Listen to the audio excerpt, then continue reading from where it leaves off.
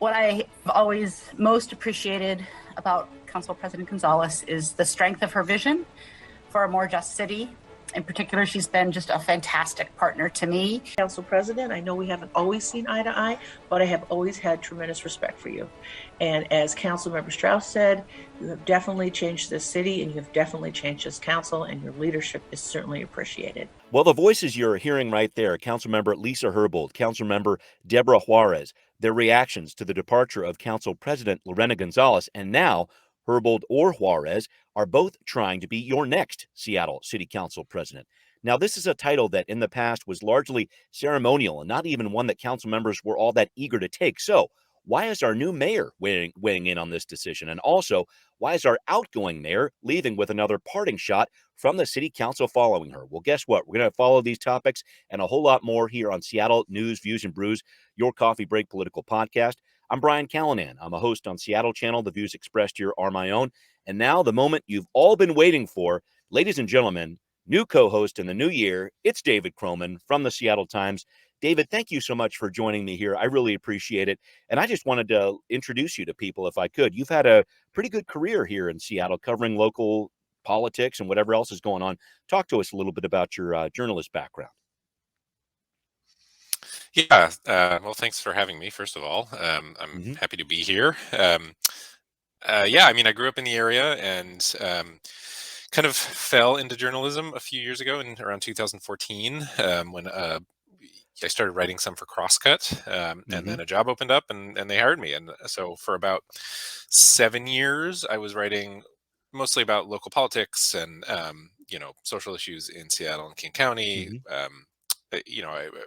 People sort of called me a City Hall reporter, but I think that my beat was probably a little broader than that. But recently I started a new job covering transportation with the Seattle Times. So that is going to be my focus for the foreseeable future. But, I'm still interested and happy to be paying attention to City Hall and local politics and that sort of thing, because I don't want to get too far from that. No. And it's all connected to these issues of transportation. I know that. And we're actually going to talk a little bit more about David's transportation reporting later on the show. So stick around for that. Thanks also to City Grind Espresso, our background noise sponsor for the audio podcast. They're still on the first floor of City Hall, so please do support them and other small businesses out there. Thanks also to our patrons. I'm hoping more of you can join in at the $10 level and earn yourself a Seattle News, Views, and Brews coffee mug. David, I got to send you one of these. It'll happen soon, I promise.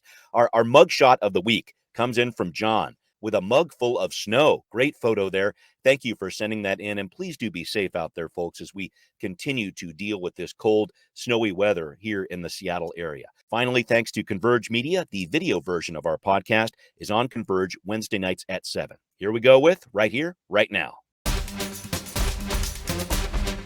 So one of the first things the Seattle City Council does in a new year is select a council president. And that is the big item on the agenda here in the first week of January. So Councilmember Swant is the most senior member of the council, just survived that recall attempt there.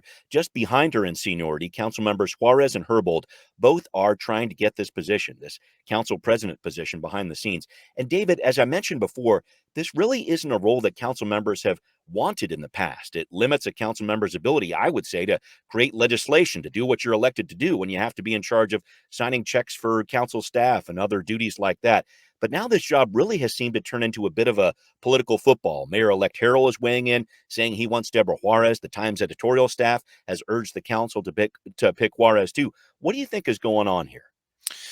I don't know. I mean, it's a good question. I think you're right that if you actually look at the duties of this job, a lot of it is administrative. You become sort of the boss of the legislative branch of Seattle City Hall. It does come with some political power. I mean, you can shape committee appointments, so that is big. And then, I think you are in some ways, how like the Senate Majority Leader or Speaker of the House can kind of be the funnel of legislation and can kind of dictate where certain legislation is going. That is not an insignificant role, especially nowadays when there seems to be so much overlap in how the committees are defined in Seattle City Hall. I mean, it used to be very clear. It was like, this was the housing one, this was the transportation one. But lately they've gotten to be, have like 4 different priority, duties in each committee, which means that sometimes it's not always clear where certain legislation goes, and Right. occasionally there are fights over that. Hmm. You know, and it matters if a piece of legislation starts in, say, Councilmember Sawant's committee versus Sure. Councilmember Peterson's committee. That does Hmm. make a difference, and so Yeah. who the council president is will matter from that perspective. Yeah. That said, I think whoever the council president is, it's not like this is going to fundamentally alter the next 4 years. Right. I think what might be happening is, it's a title. On the campaign trail, Hmm. we didn't call Lorena Gonzalez Council Member That's Gonzalez. We right. called her That's Council right. President Yeah. Gonzalez, And and that Council makes President a Harrell difference. was before her. I mean, that's a really interesting part. And I remember when he was in City Hall, not all that long ago, insisted on that title. Council President Harrell did when he served in that role. So I think there is a little bit of I don't know. It does appear to be more and more of an important title for these people who take it. Yeah, and I mean, I don't know how much of a big a factor this is, but you do get paid more to be the Okay. All council right. president. All So it's right. not, There you go. there is some financial benefit to, but Got I it. think at the end of the day, um, it's mostly a title thing. Yeah. My conversations past with council members, a good council president is the council president who gets out of their way and basically lets Right. them do what they want. Right. Right. So, Yeah. you know, um, but I also, I guess there's some symbolism to it. I mean, if Lisa Herbold is the council president versus Right. Deborah Juarez, I mean that Yeah. kind of sends some kind of signal of what sort of council this is, Sure. because they have different politics. Sure, sure. But just to jump in here, David, to your point there, I don't think this is a fundamental change. Even if Lisa Herbold were named the council president here, I think we're still looking at this block of more moderate candidates. And I would have to say Sarah Nelson joins that block of moderate candidates with Nelson, with Juarez, with Peterson there. You still got this group of 6 more progressive candidates. And I'm talking about Herbold there, of course. I'm talking about Morales going around the horn here, Sawant, Strauss, Lewis, Mosqueda. I mean, I don't think there's a huge fundamental change there when it comes to how Seattle politics are going to look from a city council perspective going forward. No, I would agree with that. And I mean, they used to solve this problem by just giving it to the kind of most senior person, and there Right, wasn't a lot right. of like That's politicking Councilmember around it. Sawant. So watch out on that one. Yeah. Okay. Right, which they Yeah. won't do. They won't do Yeah. that. So that's part of what complicates it is, Hmm. because Council President Sawant is, or Council Member Sawant is the most senior. The rest of the council, even the most progressive members, I don't think are interested in making her council president, and she might not be Right. interested in it either, because True. it is an administrative job that will eat up more of her hours. Right, right, right. And I know, folks, as David mentioned earlier, these committees often get renamed when we talk about governance and education. Maybe Sarah Nelson's going to take on that job. She's coming in as the Position 9 citywide person. Lorena Gonzalez led that. Is Sarah Nelson going to lead that? We'll have to see. But these committees are going to get renamed in this first week here of January. So we'll be trying to keep score as best we can on this. Will Councilmember Lewis continue to be head of the homelessness committee there? Will Councilmember Herbold continue her role in leading public safety? A lot of tempestuous times over the past couple of years when it comes to both those committees and how the council's reacted on that. So we'll definitely be keeping track of that. But just to move the conversation forward here, David, I did want to talk about Mayor Harrell taking office this week. He's going to forego a big public inauguration type of situation, from what I understand here, definitely citing some of the issues with the COVID-19 crisis. And we're going to talk about those rising numbers in just a minute here. But he's got a team that's basically set up, ready to go. I'm very interested to see how Kendi Yamaguchi will be as Deputy Mayor of External Relations. She's the former Snohomish County Executive, former City of Seattle Director of Digital Engagement a few years ago. Also, Davida Briscoe, sister of Shay Taylor, who was shot by Seattle police in 2016. She's the new gun violence prevention liaison. I guess I just wanted to know, David, what are you paying most attention to when it comes to these appointments or just some of the major decisions that Mayor Harrell has to make as he steps into office? Well, you can kind of read into like priorities. Hmm. I think Davida Briscoe is a really important, really interesting Yeah, I appointment, think so too. um, because she is somebody who, her experience with police violence is undeniable. Her Yeah. brother was shot and killed by Seattle police, which of course is very controversial. You could spend a whole episode just talking about the Yeah. circumstances surrounding that. But at Yeah. the end of the day, it is something she knows very intimately, and yet has spoken out against the idea of defunding the police. Yep. So for somebody like Bruce Harrell, who ran as, he's the first black mayor since Norm Rice. He ran on his bona fides in the community and basically was making the argument that the community does not want to defund the police, and what the community wants is more reform of the police. And so somebody like Davida Briscoe, who I think brings some credibility to that argument that he was making to the office, and sort of sets out the tone for how he'd like to address policing going forward, which is Right. Advocating for, Davida Briscoe has done a lot of advocacy for statewide reforms, That's right. state legislative reforms, and things that you could be very clearly classified as reform, none of which defund the police. Right. And so I think that's an interesting tone.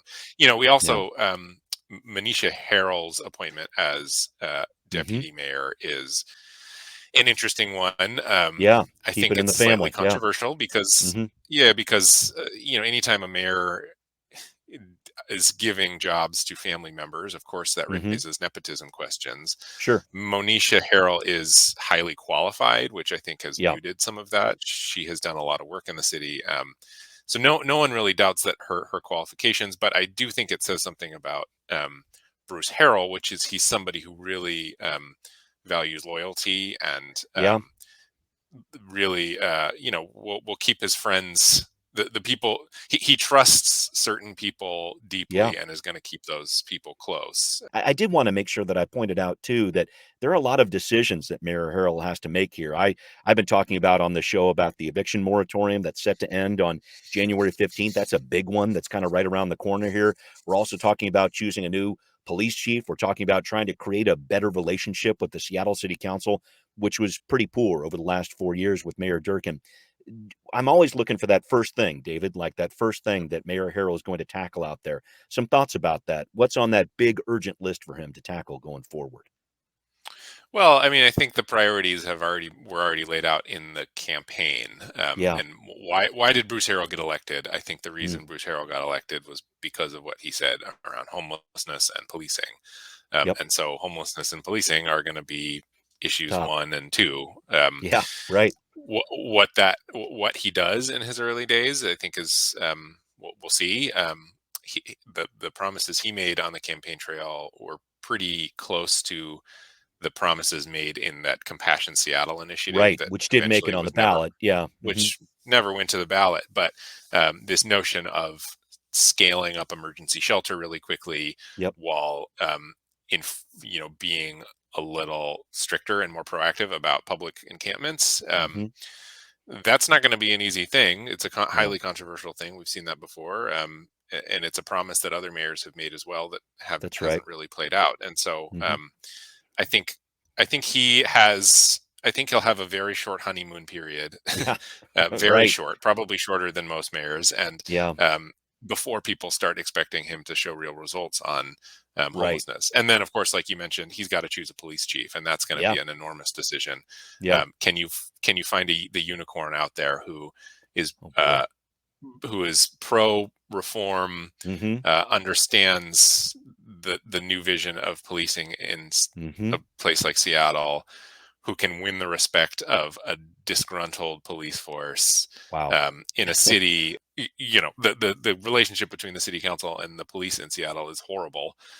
So can you find somebody who wants to do that job and who will be good at that job? It's going to be incredibly hard. And don't make it sound too easy, David. That's that's a lot going on there. I look at that decision as a huge one there. I look at that eviction moratorium, which I think early indications, as I've talked to the mayor's office, seems like he's going to try to push that down the road a little further, just so we can study what's going on there. But I think this is going to be very interesting too when it comes to his relationship with the city council, because this is something that's going to move and shift over the next couple years. Because I look ahead just a few years now to 2023, you've got 7 of 9 council members, all those district-based council members. They're going to be up for re-election at that point. So I think this is kind of that period, as you say, a short honeymoon period for the mayor, but also really working to forge those relationships with the city council. He does have that prior experience. He knows all these people on city council right now. So I'm wondering about that piece, though, about how he really tries to reach out to these council members and forge those better connections. Because,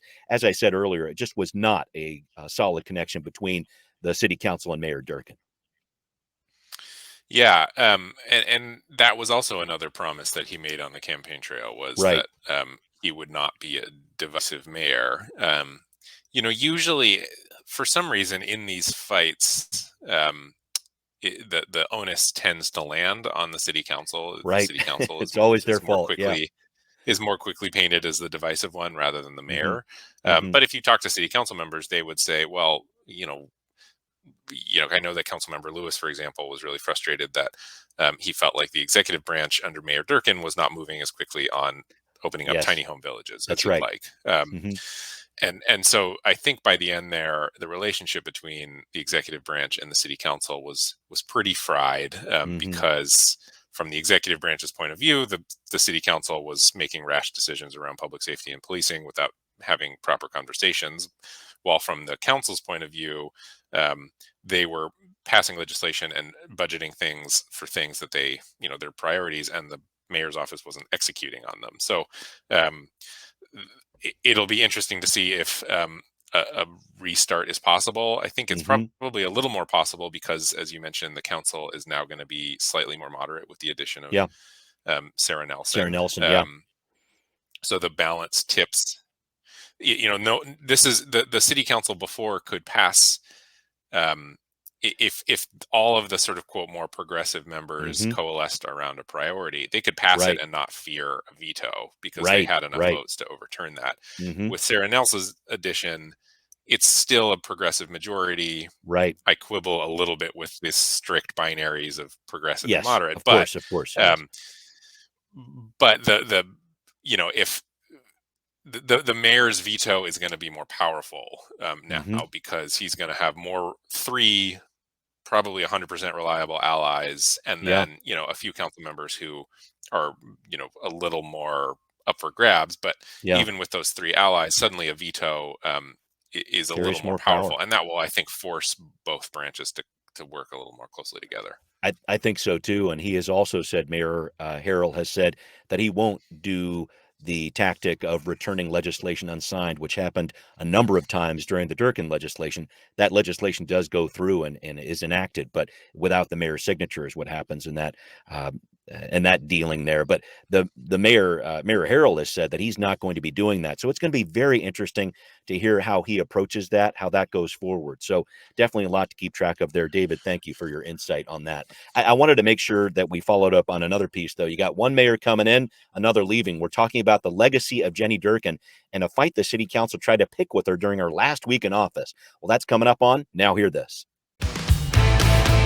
Well, Seattle's 56th mayor, Jenny Durkan, came into office on a calm but cold day in January of 2018 and departs as we try to chisel our way out of a snowstorm in Seattle and rising concern over the COVID-19 pandemic. Her last press conference on Seattle Channel happened just a few days before Christmas as she urged city residents to be strong in the face of multiple challenges this winter. It's going to require every one of our residents and businesses helping and doing their part, just like you've done over the last 2 years through just really unprecedented times. And I want to thank you as mayor, the way that this city has stepped up every time we've had not just a severe weather event, but a global pandemic and other challenges. So thank you very much, and everybody have safe holidays. Take care. Well, David, I wanted to start with a big question here about the legacy that Jenny Durkan leaves behind. Whatever you want to say about it, it was definitely defined by the COVID-19 issues, and many of them there, and also just crisis response in general. Your thoughts about the Durkan legacy? Yeah, I mean, it's no doubt, and I think without dispute, that she did face more and more serious crises than any mayor. I In mean, recent history, sure. Yeah. since most of us have probably been alive. Uh-huh. That's true. I mean, you think about Greg Nichols struggling to get out of the primary because he didn't salt Seattle's streets well enough. Yeah, it's like, really? During a snowstorm. Yeah, And right. uh, So the COVID pandemic, the protests. I mean, even the West Hmm. Seattle Bridge. The West Seattle Sure. Bridge, under normal circumstances, would have been kind of a term-defining Hmm. emergency, but in this case, it Sure. was probably like 4 or 5. Yeah, isn't that Um, crazy? Yeah. so yeah, I mean, her legacy will be marked as being a crisis, one of managing Respond to during the a crisis. Yeah. crisis. Hmm. Um, that said, I think for some, being was there's that quote, like, never waste a good. I think Mm. Rahm Emanuel actually said, never waste a Never. good crisis. Right. Right. And I Right. think the question really will be, like, at a sort of existential moment, like, Hmm. what direction did she move the city? I think Mm. Jenny Durkan sees herself as somebody who basically stopped the city from falling into chaos, Right. and Right. that is in and of itself a success. Yeah. I think some of her progressive critics say she didn't do enough to kind of fundamentally alter how we do business in Seattle. Right. They feel Right. like she Yeah. didn't do enough around homelessness or police reform, and Sure. I think Mayor Durkan is going to look back, and the things that she speaks to most readily is the passing of the Seattle Promise levy, more education funding, Right. Right. expansion of Hmm. community college, which is obviously a popular thing in Seattle. It Oh yeah. passed quite easily, and Hmm. that will be true. That will be a legacy item. She, since I think Bruce Harrell's election, and I get the sense, at least from talking to her staff, Yeah. um, vindicates for Mm. them kind of their approach to the I policing see. issue. Yeah. There was a lot of pressure at the end of the summer in 2020 to kind of Hmm. commit to this 50% defunding, Right. Right. defund the Right. police, and we saw most of the council, at least temporarily, kind of sign on to that. Right. Right. And Jenny Durkan resisted that. She said she was Hmm. going to make some changes, but Sure. resisted ever calling for defunding the police. And Hmm. I think that her office views, which is basically what Bruce Harrell did on the campaign trail, and then he Right. won easily. And so I think Yeah. her office views his election as um, vindication of the fact that what you see on, say, Twitter or whatever is Right. not a reflection of what people in Sure. Seattle actually want. Sure. Sure. So It. Yeah. her legacy is going to be mixed, and then Yeah. it's undeniable. There's some transparency questions around how she handled her text messages, and Right. um, but for her, in her eyes, it is, at the end of the day, uh, her COVID response is the thing she Hmm. wants to be remembered for, because Seattle is highly vaccinated and saw fewer deaths than Yep. most other big cities in the country. Yep. Yep. It's hard to know how much of that was specifically because of her office, or just because Sure. of the fact that we live in a city with major medical institutions, and Hmm. so we Yeah. have, They're pushing I think, for it. people's acceptance of vaccines and science is high in Seattle. Yeah. But Yeah. yeah, I would say, if I had to sum it up, a crisis mayor that um, who felt like she managed the city as best as she could, Yeah. considering the circumstances, Right. while her progressive critics felt like she should have done more to kind of fundamentally Of course. alter the way Yeah. that we address these crises. And it was very interesting that I just mentioned this last parting shot that the Seattle City Council lobbed her way 3 days before she left office. Council members Strauss and Peterson were looking for some legislation from the mayor on tree protection, had been waiting a few years for it, put out a press release last week saying, and COVID delays notwithstanding here, but Councilmember Strauss saying, "I'm deeply disappointed that Mayor Durkan has chosen to delay action to protect trees in Seattle once again." It's interesting to see that this very last communique from the Seattle City Council her way was a critique of some of the work that she's done. And there's a lot of different political machinations behind that. But just touching on this briefly, I think this is another part of the handoff from the Durkan legislation to the Harrell legislation, is talking about urban growth in all senses of the word there. Tree protection is certainly part of Mhm. that. But how Mayor Harrell handles growth, I think, is an important part of our city's future too. David, what do you think? Yeah, I think that is big, and really, before the pandemic happened, this question Hmm. of growth was really, I mean, in some ways, it goes hand in hand with homelessness. But this Yes. question, Yeah. Seattle Hmm. has been the fastest growing city for years. Yeah. Um, Amazon, in particular, has driven a lot of that growth, and so I Yep. do think this question of growth and how we handle it has taken a back seat over the last few years, but has not gone away. No way. Yeah. Um, the city is gonna need to update its comprehensive plan in Yep. 2024, which has big Yep. implications for zoning Yep. and where density is allowed. And so I think for Mayor Harrell, um, that is definitely going to be a big part of it, which is he's setting the course for how Seattle absorbs that growth. I think Yep.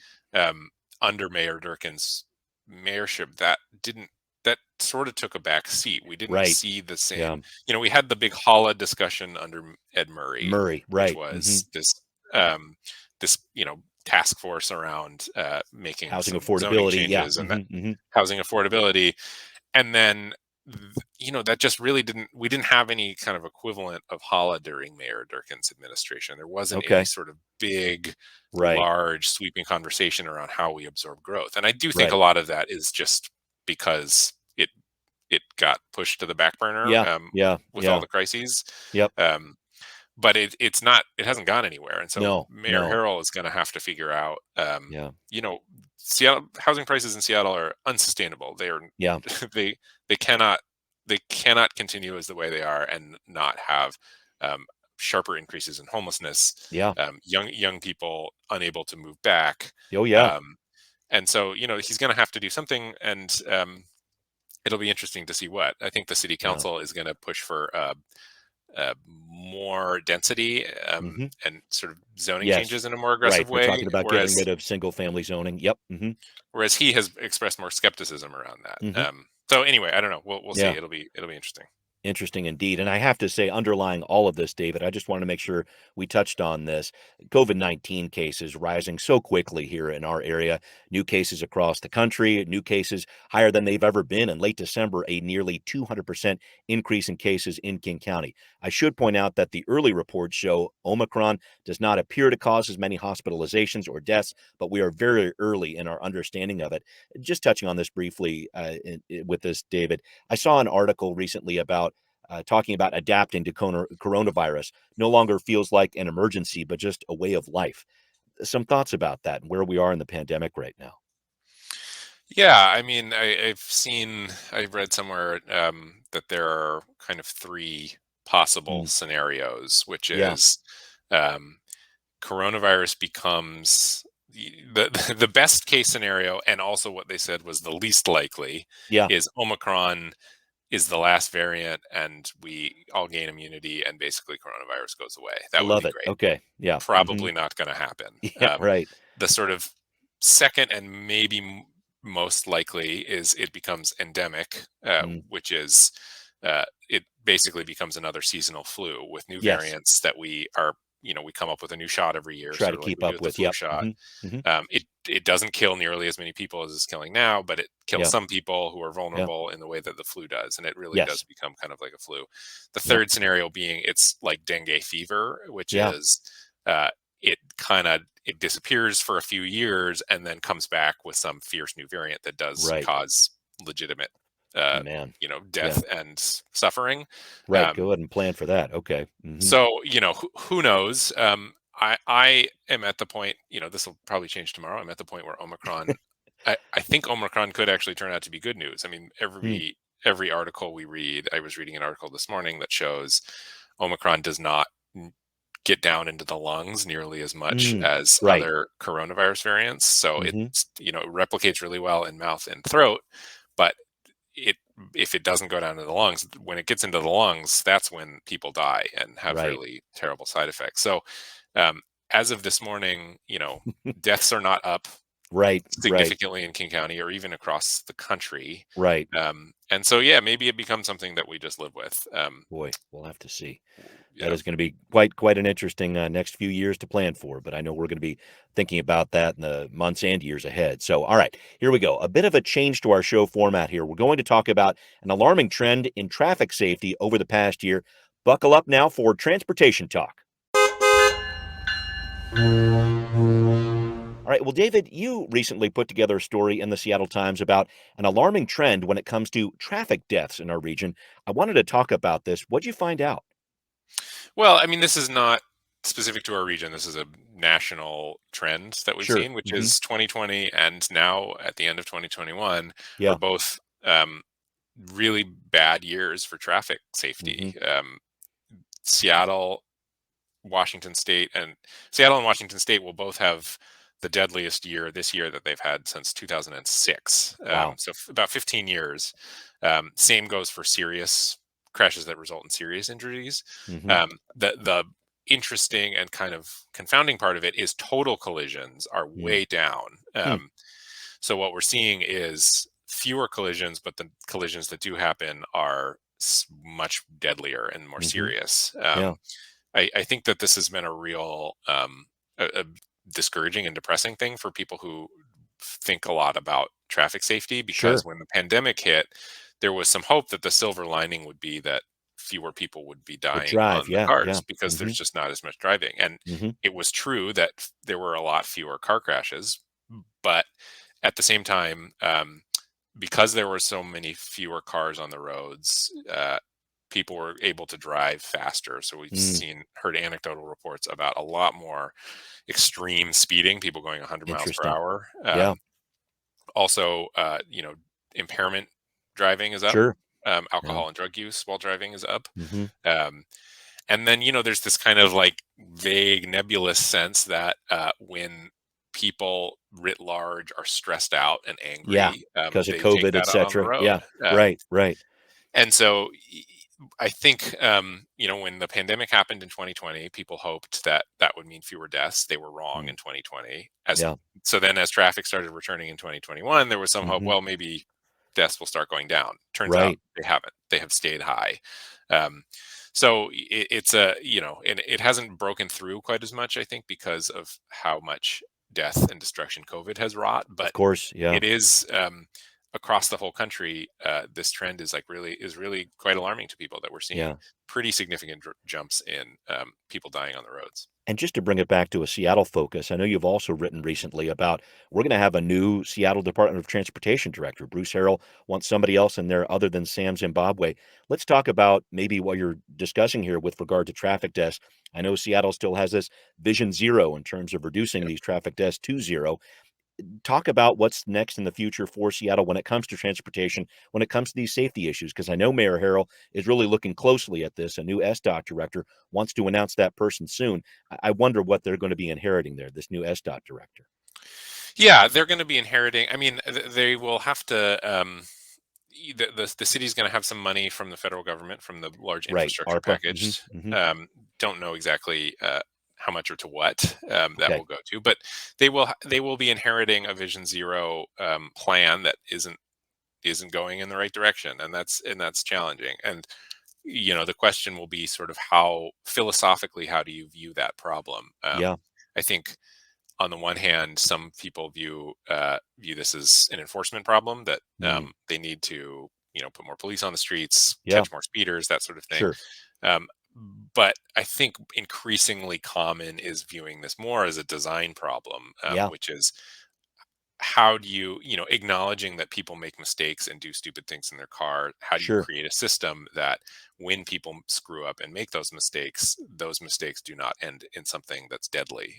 Right. So the big focuses are going to be on Aurora Avenue, which is consistently one of the city's deadliest streets. hmm I think Lake City Way. Yeah. These arterial streets these arterial streets that are wide, have a lot of lanes. There are Get their speed up. pedestrians Yeah. and traffic lights that people tend to run or Yeah. miss totally. hmm So how do you redesign these streets in a way that forces people to slow down, forces Yeah. people to pay more attention, and makes it so that not as many people are killed? I think those are going to be big. That's going to be a big job for the next SDOT director. Huge issues there. Well, thank you for that, David. All right. Well, it's time to start wrapping up the show here. And in times past, folks, we've talked about baked goods to have during our coffee break podcast, but it's out with the old, in with the new. David, I wanted to talk to you about something. During a recent cyber stalking expedition that I took up here, I noticed on one of your social media accounts, you were an assistant to a head winemaker in New Zealand a couple years ago. Yeah. What's going on with that? Why are you not a famous vintner now? What's going on?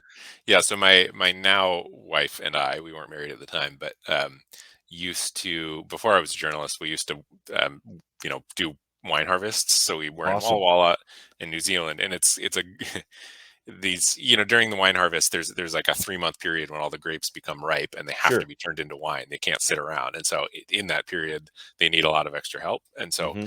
you can hire young grunts like me and my wife. Yeah. And so you work for 80 hours a week for 3 months, and then your job is done. You get laid off basically. And so Wow. we did that. We worked in Walla Walla for 3 months, Hmm. then traveled for a while, and then you go to the southern hemisphere where, of course, it's fall again and Yes. it's harvest Right. season again. So it was never going to be a career path, but it was I see. a fun way to earn a good chunk of money in a short period of time, and then use that money to go travel. I love it. I love it. Yeah. So you decided winemaking might be a little too tough. Let's jump into something a lot easier, like journalism. That sounds like Yeah, a right. great idea. Well, physically, it's far less This is exhausting. true. This is true. This is true. Yeah. But Yeah, winemaking is not a very. It's kind of a. My favorite saying about winemaking is it takes a lot of beer to make good wine, because by the end of making being in a winery, the last thing you want is more wine. It's kind of right, right, right, smell of rotting grapes all day and right, right. chemicals and things like I that. love it. But I've also it's heard not a if you very want to make glamorous job. no, and if you want to make a small fortune in winemaking, start off with a large fortune. So that's Yeah, another way to exactly. look at it too. Right, Well, David exactly. is a very multi-talented fellow, folks, and he's a baseball fan too. So if we start talking about Sauvignon Blanc or how the Mariners want to fill a huge gap with the loss of Kyle Seager, do not be surprised. David, thank you so much for joining with me for the show here. Yeah, thanks, Brian. It's good to be here. All right, cool. Well, thanks also to our patrons. Thanks to everybody listening. It's Seattle News, Views, and Brews, where you can always find out what's brewing in local politics. Subscribe on iTunes, Spotify, wherever you might listen. Again, please do support our show on Patreon. Always appreciated. Thanks also for watching on Converge Media, too. We will see you soon. Seattle News, Views, and Brews is an independent production of Callanan Media Services. Copyright 2022.